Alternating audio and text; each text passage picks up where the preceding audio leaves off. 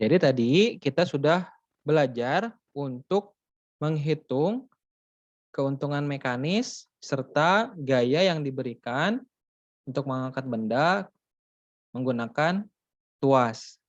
Di contoh, untuk mengangkat batu seberat 1000 Newton atau kurang lebih 100 kg, kita hanya perlu memberikan gaya sebesar 250 Newton.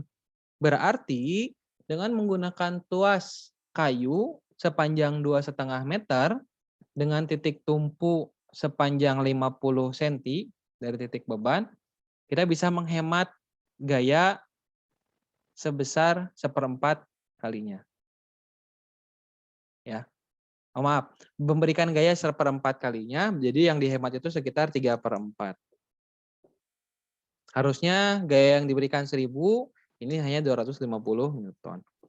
Dari sini kita mendapatkan gambaran bahwa keuntungan mekanis yang diberikan oleh tuas sepanjang 2,5 meter dengan lengan beban itu 50 cm adalah 4.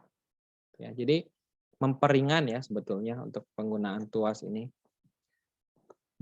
Di situ kita coba hitung. Tadi ada yang mau ditanyakan dulu dari contohnya, contoh soalnya ada yang mau ditanyakan? Sebelum Bapak lanjut, ada yang mau ditanyakan dulu?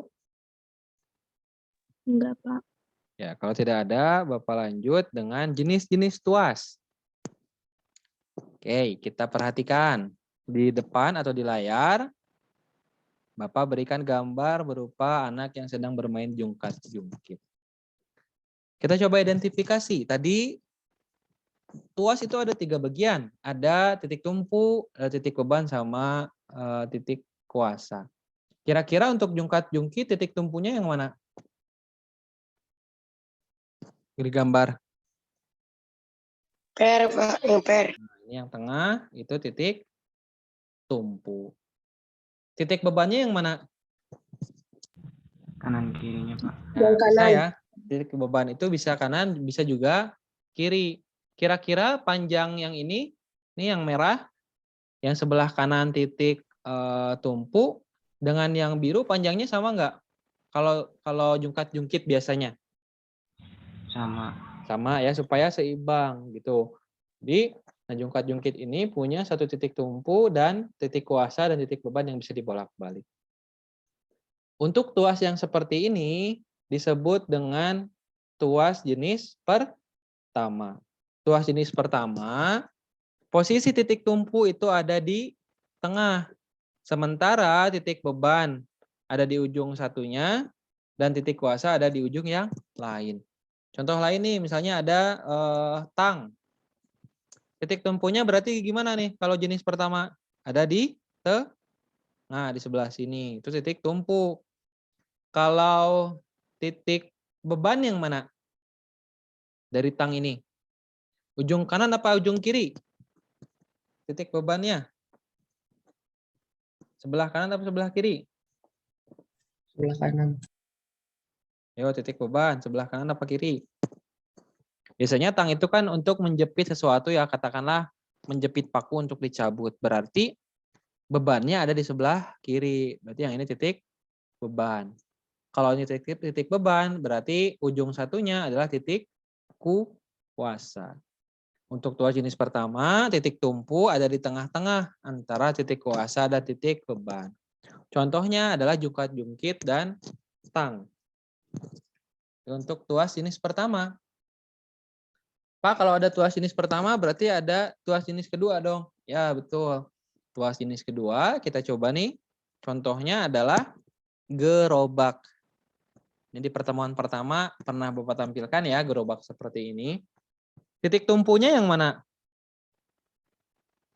Tumpuannya yang mana gerobak ini? Ada yang tahu? Titik tumpu itu adalah titik di mana ya tempat untuk bertumpu ya. Yang mana kira-kira titik tumpunya? Oke, kalau gitu bebannya dulu deh, ada di mana bebannya? Kalau gerobak seperti ini bendanya taruh di mana? Di Ya, atas ya. ini. Di sini ya. Nah, di sini ini beban. Berarti titik bebannya yang mana? Titik bebannya yang ini ya, betul ya? Nah, itu titik beban. T, ini agak susah nulis pakai ini. Titik beban. Kalau titik kuasa yang mana? Bannya bukan, Pak. Titik kuasa itu berarti kan untuk mengendalikan ya, untuk menguasai, namanya juga titik kuasa. Berarti titik kuasanya itu adalah yang ini yang ada pegangannya nih. Ini titik kuasa untuk mengontrol atau untuk menguasai gerobaknya berpindah atau memindahkan benda dari satu tempat ke tempat lain. Nah, tadi kan ada 3 ya, ada titik beban, titik kuasa, titik tumpu. Berarti titik tumpunya yang mana? Titik tumpunya adalah yang, Bannya. ya betul, titik tumpunya yang ini, roda menjadi tumpuan. Ya, ini disebut dengan titik tumpu. Berarti untuk tuas jenis kedua, titik beban itu ada di antara titik tumpu dan titik kuasa. Tadi kan yang tuas jenis pertama itu yang di tengah titik tumpunya ya. Nah, untuk jenis kedua yang di tengah itu adalah titik beban. Gitu. Bisa dibedakan tuas jenis 1 sama tuas jenis 2? Bisa ya? Nah, berarti ada tuas jenis yang lainnya. Tuas terakhir nih. Ada tuas jenis ketiga. Kira-kira titik bebannya yang mana? Contohnya kan ada anak lagi nyapu nih. Titik bebannya yang mana? Yang bawah. Yang bawah. Nah, ini titik beban. Titik beban. Kalau titik tumpunya? Kalau nyapu, kekuatannya di sebelah mana? Ada pernah sering nyapu dong? Kekuatannya di sebelah mana? Tangan. Tangan. Ada Di 2 nih tangan. tangan yang memegang sapu. Tangan yang di depan apa yang di belakang? Yang di Kekuatannya. depan ya. Mana yo? Perasaan aja deh, pengalamannya gimana? Kekuatannya yang mana? Iya, Nah, yang ini ya. Berarti iya kalau depan. yang depan berarti ini adalah titik kuasa. Ada satu lagi dong yang belum kita identifikasi. Titik apa? Titik tumpu. Nah, titik tumpu yang terakhir adalah yang ini, yaitu adalah titik tumpu. Pak, kenapa yang atas titik tumpu? Biasanya kalau nyapu, kekuatannya ada di tangan, yang ini nih yang di depan. Katakanlah tangan kanan ya, kalau yang tangan kanannya dominan. Tangan kanan. Nah, yang kiri itu sebagai tumpuan supaya mudah mengarahkan sapunya. Begitu ya, kalau yang sering nyapu. Nah, titik kuasanya ada di tengah, titik tumpunya ada di atas, titik bebannya ada di bawah dalam contoh sapu ini. Berarti kalau kita gambar, tuas jenis ketiga itu yang di tengah adalah titik kuasa. Gitu ya. Kalau tuas jenis pertama yang di tengah itu apa? Ingat? Ada yang ingat? Tuas jenis pertama yang di tengah adalah, oke, Bapak Bek. Nah, tuas jenis pertama yang di tengah itu ada titik tumpu. Kalau jenis kedua yang di tengah apanya? Titik beban. Kalau tuas jenis ketiga yang di tengah tadi apa? Titik kuasa. Itu ya jenis-jenis tuas. Ada pertanyaan dulu sampai sini tentang jenis-jenis tuas? Ada? Bisa diikuti ya? Bisa. Ya. Sampai jenis-jenis tuas, kita selesaikan untuk pembahasan tuas. Kita lanjutkan dengan pembahasan tentang katrol. Ya. Tadi ciri khasnya tuas itu biasanya ada 3 tadi ya. Ada titik tumpu, titik kuasa, dan titik beban. Sementara untuk katrol, nah ciri khasnya ada katrol yang menghubungkan. Begitu. Baik, Bapak lanjut dulu.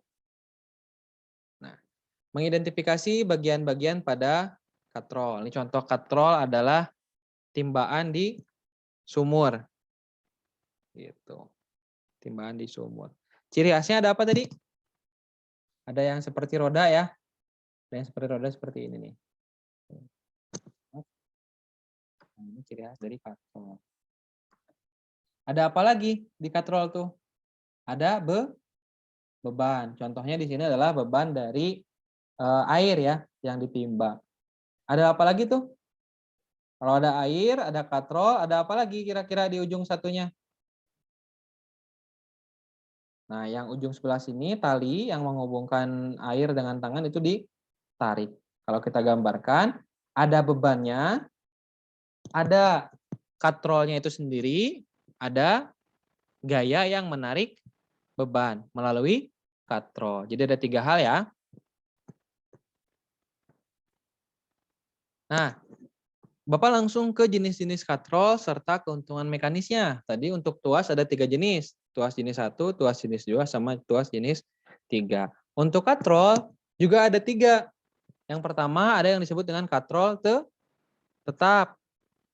Nah, katrol tetap seperti namanya berarti si katrolnya itu dipatenkan di sebuah benda. Misalkan tadi sumur. Sumur kan dia pasti digantung ya, katrolnya diem. Gitu, makanya disebut dengan katrol tetap. Nah, untuk katrol tetap tadi ada beban dan ada gaya. Keuntungan mekanis katrol tetap itu 1. Pak, maksudnya gimana keuntungan mekanis 1?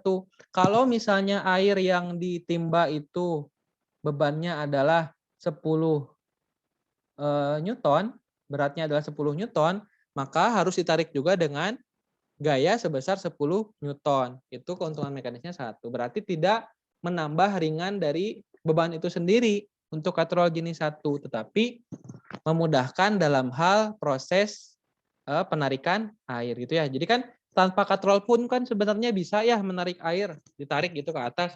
Tetapi secara kemudahan itu membuat badan terasa pegal atau menyulitkan sehingga menggunakan katrol. Untuk katrol tetap, keuntungan mekanisnya adalah 1. Begitu. Nah, sedangkan untuk jenis kedua ada yang disebut dengan katrol bebas. Seperti namanya, katrol bebas, katrolnya itu tidak diam, tapi ikut bergerak. Tidak seperti yang tadi ya, katrol jenis pertama. Nah, untuk katrol bebas, keuntungan mekanisnya adalah 2. Jadi kalau berat bebannya adalah 50 Newton, gaya yang diberikan itu berapa harusnya? Kalau keuntungan mekanisnya 2? Nih, berarti kan setengah dari beban ya. Kalau bebannya 50 Newton, berarti gaya yang diberikan cukup 25 Newton. Gitu ya. Nah, kalau ini katrol bebas ini meringankan beban benda yang diangkat. Keuntungan mekanisnya 2. Contohnya apa dari katrol bebas ini? Contohnya adalah crane nih. Crane seperti ini. Ini kan ketika ditarik katrolnya ikut bergerak ya. Nah, ini meringankan beban benda sebesar setengah kalinya gitu. Jadi bebannya menyusut setengah kalinya ketika diangkat menggunakan katrol bebas. Yang terakhir ada yang disebut dengan katrol majemuk. Nah, untuk katrol majemuk ini adalah gabungan dari katrol tetap dan katrol bebas. Nah, dicontoh ada satu katrol tetap yang sebelah atas, maaf mana tadi kursornya. Nah, ini katrol tetapnya, yang sebelah bawah ada katrol bebas. Jadi untuk katrol majemuk ini adalah perpaduan antara katrol tetap dan katrol bebas. Bagaimana keuntungan mekanisnya? Keuntungan mekanis dari katrol majemuk itu kita menghitung jumlah katrol yang digunakan. Untuk di layar, yang contoh di layar ini berarti keuntungan mekanisnya berapa? Keuntungan mekanisnya adalah ini jumlah katrolnya ada 1 dan satu lagi ada 2. Berarti keuntungan mekanisnya berapa? Keuntungan mekanisnya adalah 2. Kalau menggunakan 3 katrol berarti keuntungan mekanisnya adalah 3. Nah, contohnya adalah yang seperti ini nih yang di layar nih. Yang digunakan untuk alat-alat konstruksi. Ada 2 katrol tetap sama 1 katrol bebas. Kalau ini ada berapa keuntungan mekanisnya? Kalau katrolnya ada 3? Ada Tiga. Enggak ya. Baik, nah itu tadi 3 jenis katrol beserta keuntungan mekanisnya. Untuk katrol tidak ada perhitungan seperti tuas tadi ya. Jadi kita hanya mengetahui berapa sih keuntungan mekanis dari katrol tetap, katrol bebas, dan katrol majemuk. Begitu. Jadi hari ini kita sudah pelajari 2 jenis pesawat sederhana, yaitu tuas dan katrol. Untuk tuas ada perhitungannya seperti yang di video 1 tadi, yang di pertemuan 1 tadi. Kemudian untuk katrol itu tidak ada perhitungannya. Masing-masing untuk tuas dan katrol kita pelajari keuntungan mekanisnya. Begitu ya.